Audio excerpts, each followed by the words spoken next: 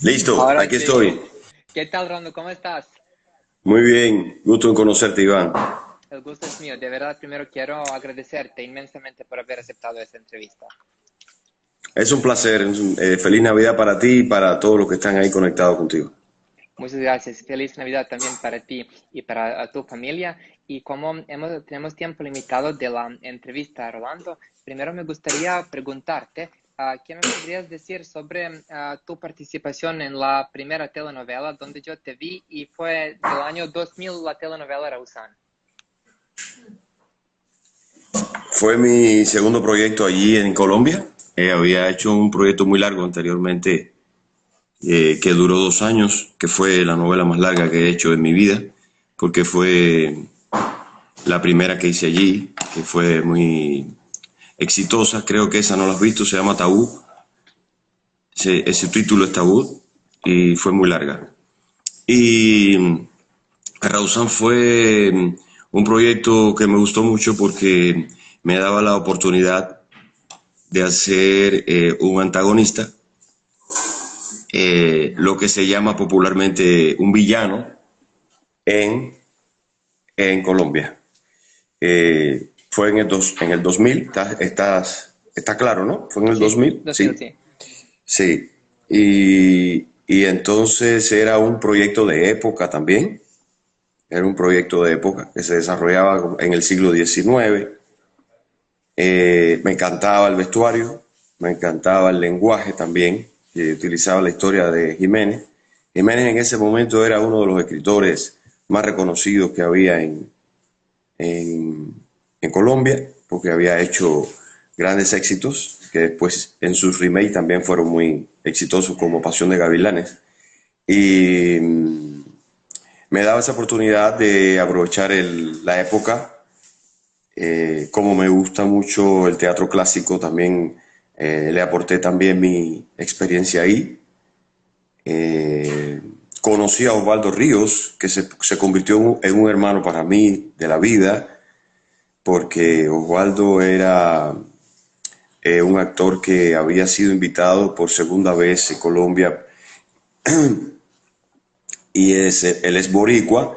Osvaldo hacía protagonista, como tú recuerdas, y nos hicimos grandes amigos allí, ya que yo soy cubano originalmente, y entre Puerto Rico y Cuba siempre ha habido mucha afinidad, porque son islas que están muy cerca. Se nos encontramos allí, su amistad grandísima conmigo hasta el día de hoy. Yo me convertí en padrino de su niño, de su segundo niño, y él en un amigo muy personal de mi familia. Bueno, el proyecto Rosam, muy hermoso en el sentido de este que te digo. Me gustaba mucho la historia tenía mucho romántico, mucho de romántico, por lo tenebroso, por lo pasional, por los efectos de suspense que tenía, ¿no? Sí. Y, y eso fue lo que más me gustó. Las locaciones que utilizaban también eran locaciones auténticas del siglo XIX o XVIII, porque estuvimos filmando en Villa de Leyva. No sé si tú conoces Colombia, Iván, No he estado nunca. debes ir, te va a gustar mucho. Probablemente hay zonas en Colombia que te recuerden un poquito Europa, porque son antiguas y están bien conservadas, como Villa de Leyva, donde se filmó Rausán. De acuerdo. Gracias por decírmelo, Rolando. Y sabes que te quería preguntar, tú cuando entraste en el proyecto de Rausán, ¿tú sabías que iba a tener tanto éxito internacional? Bueno, Osvaldo en ese momento había tenido un precedente que era, ¿cómo se llama la novela que él hizo que tiene un récord? Cassandra. Cassandra, sí. Sí. ¿Has hablado con él Todavía, personalmente? todavía no, también tengo prevista esa entrevista. Sí, muy bien, qué bueno. Y teníamos esa expectativa. También hay una actriz allí que no sé si te has comunicado con ella, Susana Torres. Es muy buena persona, muy buena actriz. Eh, fue las dos amistades más fuertes que tuve en ese proyecto. Ella hasta el día de hoy también es mi amiga y sigue radicando en Bogotá. Y Oswaldito está en Puerto Rico en este momento. Estuvo viviendo mucho tiempo en Miami, pero está en Puerto Rico. Eh, la novela en el capítulo 80 y pico se me anuncia que el personaje mío muere y creo que sí fue un error de la producción no extenderlo, pero por problemas de contrato yo, ¡pum!, me matan ahí. Se bajó un poco la cosa porque era un buen triángulo amoroso entre los tres. Y, y entonces, pero bueno, habían otros compromisos de contratos y todo eso. Igual, estos personajes fueron muy lindos. Sebastián, Alcides y el personaje de Susana, que no recuerdo el nombre, Soledad, ¿Verdad? Sí. Soledad. Y lo que recuerdo de esa novela cómico es que todavía no sabía montar muy bien caballo y había el caballo, yo tenía que montar el caballo de Osvaldo, que ya se había caído del caballo. Y bueno, y era un caballo muy amaestrado, se paraba en dos patas y todo. Y me daba un poco de susto, pero bueno, lo logré. Esa era la única situación que recuerdo así un poco complicada, pero después aprendí. No en esa novela, en otra, pero aprendí. Pero, entonces también en esa novela te cuento que trabajábamos en un cementerio que tenía 400 años de fundado, prácticamente el tiempo que tenía la ciudad de fundado. Ahora no me recuerdo el nombre, pero sí grabamos de madrugada ahí y es en la escena en que yo desentierro a Sebastián, abro la tumba, profano la tumba de Sebastián para ver si está vivo. Y grabamos 4 de la mañana allí y era peligroso porque habían fantasmas allí de 4 siglos para atrás. Y recuerdo que siempre andábamos en grupo, no andábamos solo por el cementerio, porque estaba bien alejado de la ciudad. De hecho, estaba no sé a cuántos kilómetros, ahí no había un alma. Bueno, sí, habían almas, los fantasmas de que habían allí. Habían tumbas viejitas, viejitas, viejitas. No sé qué cementerio será eso. Quizás algún actor que entreviste, por ejemplo, Susana, se puede recordar. Pero muchos de nosotros hicimos fotos de día, por supuesto. De noche no podíamos hacer fotos porque de noche no habían tantos teléfonos en aquella época. Y algunas fotos que yo hice tenían una luz extraña. Eso lo puedo recordar. El cementerio era de respeto.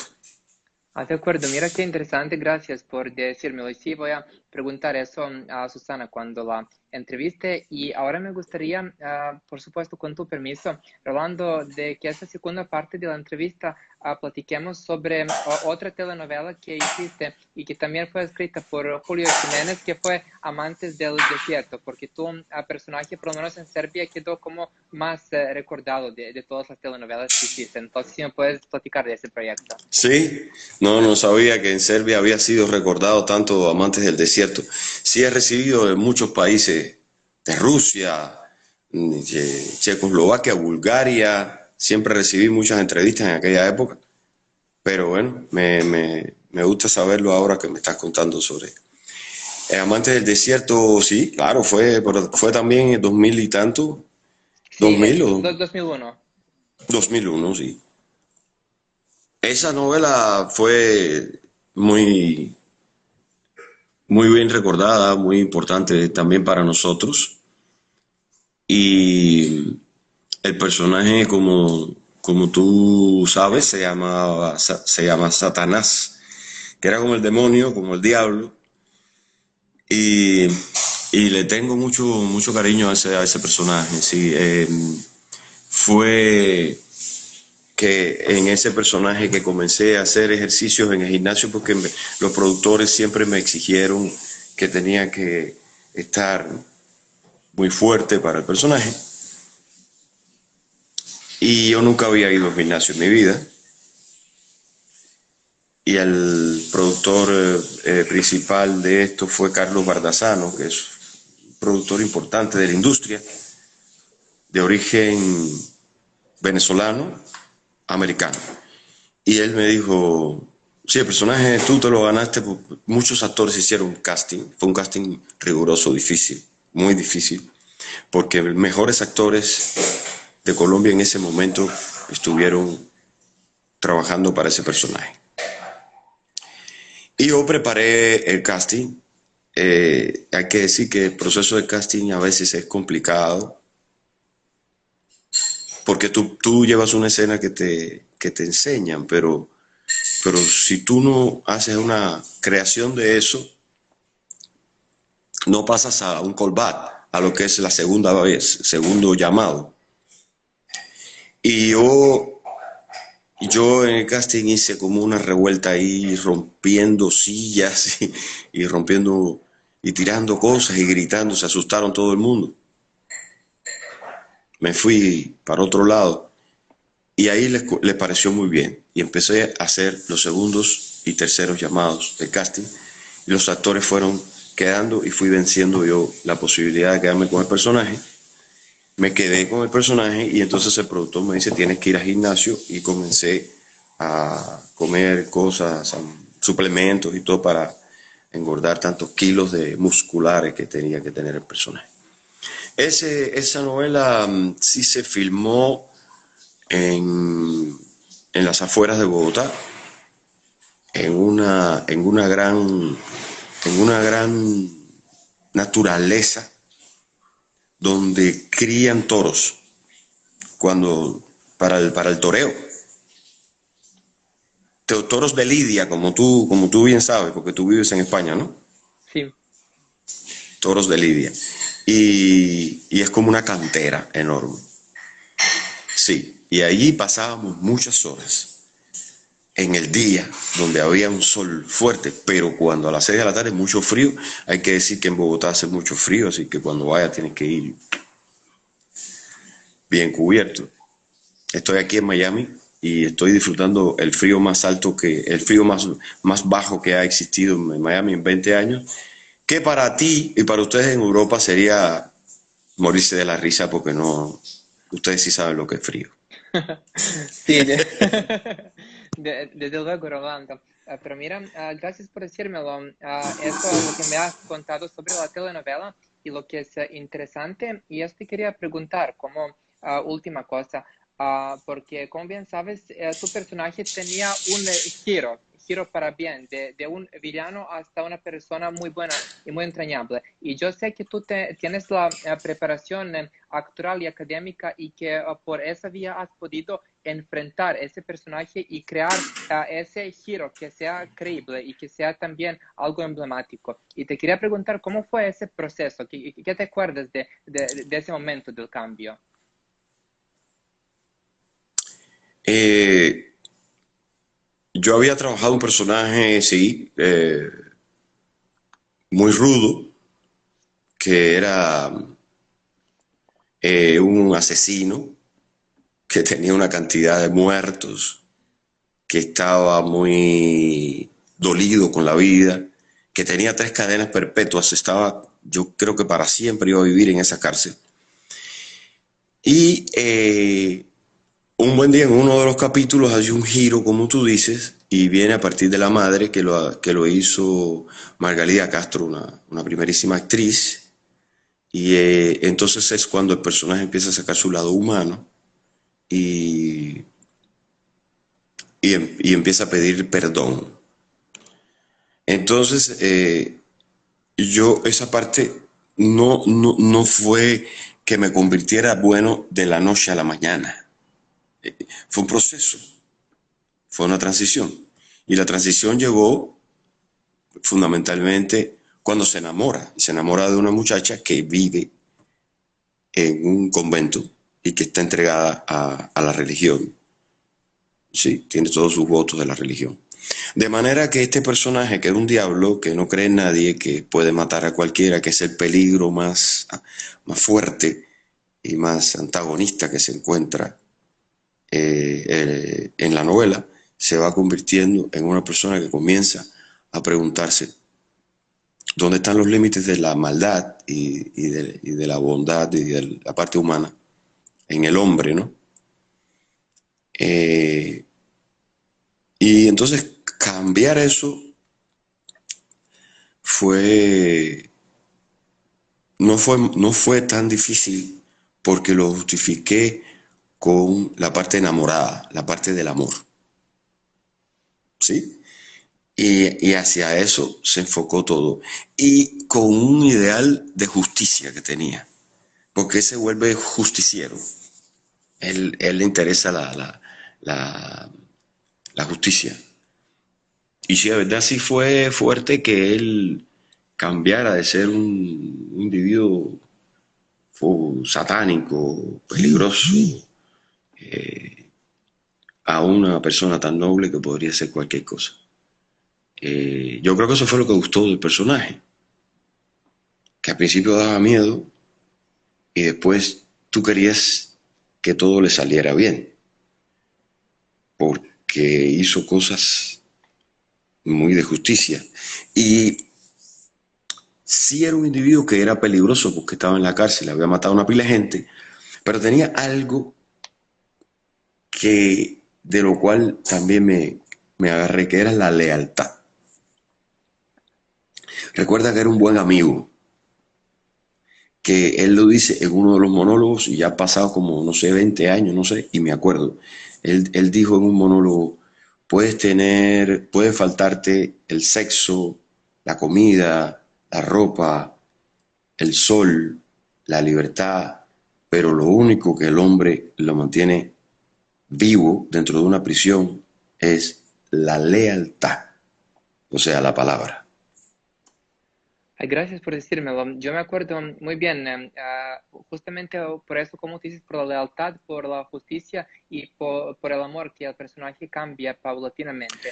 Son valores que tienen algunas novelas que dentro de su género, que es melodrama, eh, socialmente llevan un mensaje. Tú que estás estudiando esto hace mucho tiempo, tienes que saber exactamente el impacto social que tiene una novela o un personaje determinado en una comunidad, ¿eh? o, en, o en la gente, en los que ven la novela. La novela es importante por eso, por el impacto. Yo lo fui comprendiendo poco a poco. Fíjate que hoy día se hacen series y se trata de minimizar el género de la telenovela. Se trata de intelectualizar los proyectos y llevarlo a la categoría de serie. Sin embargo, para mí, muchas de las series actuales, hispanas y norteamericanas y hasta españolas, son telenovelas disfrazadas. Sí, sí, también, sí, sí. Disfrazadas de serie. Al final llegan a un punto donde el melodrama, el amor, el llanto y todo eso vuelven a caer en el giro que siempre tuvieron las novelas y en el género que siempre tuvieron las novelas. Eh, Veo que aquí hay personas que se te han unido y hay tú sabes que he visto que algunas personas que están aquí en tu chat en este momento, en esta conversación que tenemos, son personas que me han seguido precisamente por esa novela que tú dijiste de Amantes del Desierto. Y hay una muchacha que es de Siria, que siempre la he visto, y ella y la hermana, siempre la he visto en mis redes sociales. No habla español, siempre chateamos en inglés, pero bueno, se llama Nasier o de alguna forma quiero hacerle un saludo, no me acuerdo bien el nombre, pero y a todas las personas también que están aquí en el Chaco por esa novela exacta que me mencionaste. Y también te mando saludos a Franklin Virgües, con quien trabajaste en Ángel Rebelde. Franklin, yo trabajé en Ángel Rebelde con él Sí, o Mi vida eres tú, creo que Mi vida eres tú. Franklin Virgües, en actor venezolano, hace tiempo que no lo veo, pero te mando un abrazo. Muchas gracias por el saludo. Gracias a ti, Rolando, por decir todo lo que dijiste. Y como ya ha terminado la entrevista por mi parte, te quería preguntar si te gustaría decir algo de lo que no hemos hablado. Bueno, puedes preguntarme lo que quieras. Lo que quiero decir es saludar a toda la gente que le gustan las novelas, que sí, en este proceso en que tú estás de estudiar sociológicamente y culturalmente las novelas, y eso me imagino que de eso trata tu tesis, ¿no? Correcto. Y es súper interesante que las personas te sigan y que un poco la historia de nosotros, el mismo, todos estos actores como Franklin, que hizo muchos proyectos, son parte de la historia y de la cultura de un país en un inicio que después se convierten en muchos países porque las novelas se internacionalizaron y a veces hacías un proyecto en Venezuela o en Miami o en Colombia y al poco tiempo habían 36 países ahí mirándote, incluso muy cómicamente también, porque te recibes fragmentos tuyos traducidos al árabe con un actor que habla como tú en árabe, y eso también es emocionante. ¿Qué más quieres saber, mi querido Iván? Únicamente te quería preguntar cómo fue luego cuando viniste a Miami, cuando empezaste a trabajar para Venevisión, ¿cómo fue ese cambio para ti? Fue difícil porque cuando trabajé para Venevisión y también para Televisa desde aquí de Miami, en Las Riendas del Amor, yo trabajé por primera vez en mi vida con apuntador. Por esa forma fueron lo único difícil. Eh, Empecé a trabajar en Cuba, no se trabaja con apuntador. Y en Colombia tampoco. Para los que no saben, el apuntador es un pequeño micrófono muy pequeño, inalámbrico, que está introducido en una de las orejas del actor. Y desde un control hay una persona especialista que frasea muy bien, no importa de qué país sea, mexicano, cubano, pero frasea muy bien. Normalmente son actores también quienes los hacen. Y te van dictando el texto que tú vas a decir, no solamente el tuyo. Si hay 8 actores en el escenario, están dictando el texto de los 8 actores. Para el que esté entrenado en eso, bien. Para el que no, para el que siempre ha trabajado teatro y televisión aprendiéndose el texto de memoria, fue la cosa más esquizofrénica que he visto en mi vida. Era como estar perdido en el medio de una terminal de aviones y no entender nada de lo que te estaban diciendo. Fue difícil. Creo que no me adapté nunca a ese sistema, ya que también hice nada más que 3 proyectos así. Y después hice televisión local aquí, así también. Nunca me terminé de adaptar a ese sistema. Los actores mexicanos y los actores venezolanos sí tienen muy buena práctica de esto, pero nunca los actores colombianos ni los cubanos. Porque no nos formamos así y fue difícil para mí. Entonces yo tomé la decisión de seguir en secreto mi método de seguirme memorizando el texto. Siempre. Incluso que los actores me decían, ¿por qué tú andas con el guión en la mano si nos lo van a dictar por aquí? Y yo le dije, porque no me gusta que alguien diga mi texto antes que yo, no puedo entender eso. Sentía que estaban profanando mi texto. Entonces, creo que terminé siempre aprendiéndome el texto. Bajaba un poquito el sonido, me regañaban y me regañaron cuando trabajé con Televisa porque andaba con un guión escondido entre mi vestuario lo cual hoy por hoy no entiendo por qué me regañaba, porque era mi guión, yo quería estudiar. A mí me enseñaron a estudiar el personaje, a estudiar el guión, no solamente mi personaje, sino todos los personajes de la trama. No solamente mi historia, sino la historia central de toda la historia de la novela, porque si tú comprendes eso, es el sistema, el sistema de actuación, el método. Tú entiendes un sistema de relaciones que tienes en el personaje y te sale mucho mejor la interpretación, ¿no? Lo más difícil fue eso, pero entendí que lo hacen por una cuestión económica. Cuando dictas la novela por apuntador, por ese chícharo que llamamos, se hacen muchas más escenas en el día. Y el récord era hacer 48, 58, un día 70 escenas. Hubo aplausos y todo, porque es mucho más rápido. El sistema de telenovela se convierte en una fábrica de construcción de escenas para cumplir una producción. Económicamente sale más rápido para esos productores que están produciendo. Pero es un concepto que es discutible, porque yo llegué a hacer en Colombia 48 escenas de memoria en un día y no había apuntador. No sé.